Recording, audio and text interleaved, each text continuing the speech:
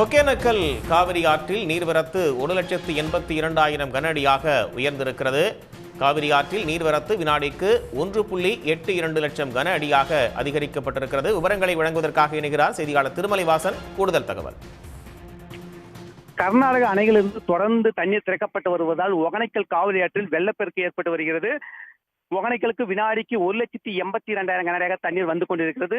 இன்று காலை வினாடிக்கு 1,60,000 கன அடியாக அந்த நீர்வரத்து படிப்படியாக அதிகரித்து தற்போது நிலவரப்படி 1,82,000 கன அடியாக தண்ணீர் வந்து கொண்டிருக்கிறது.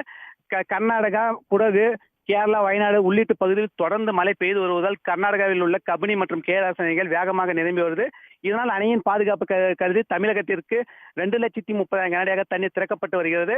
கர்நாடக அணையில் திறக்கப்பட்ட தண்ணீர் தமிழக கர்நாடக எல்லையான பிலிகுண்டுலுக்கு வந்தடைந்த பின்னர் இன்று காலை ஒகேனக்கலுக்கு வினாடிக்கு 1,60,000 கன அடியாக அந்த நீர்வரத்து படிப்படியாக அதிகரித்து தற்போது நிலவரப்படி 1,80,000 கன அடியாக தண்ணீர் வந்து கொண்டிருக்கிறது.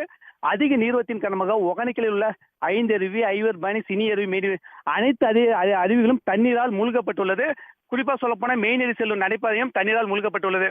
தொடர்ந்து நீர்வரத்து அதிகரித்து கொண்டு வருவதால் சுற்றுலா பயணிகளின் நலனை கருதி பரிசல் சவாரி செய்யவோ அருவிகளில் குளிக்கவோ தொடர்ந்து 16வது நாளாக தடை நீட்டிக்கப்பட்டு வருகிறது.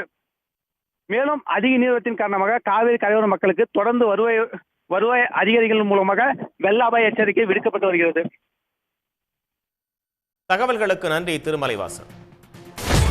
சன் நியூஸ் வாட்ஸ்அப் சேனலை ஃபாலோ செய்யுங்கள். QR கோடை ஸ்கேன் செய்து சன் நியூஸோடு இணைந்திருங்கள்.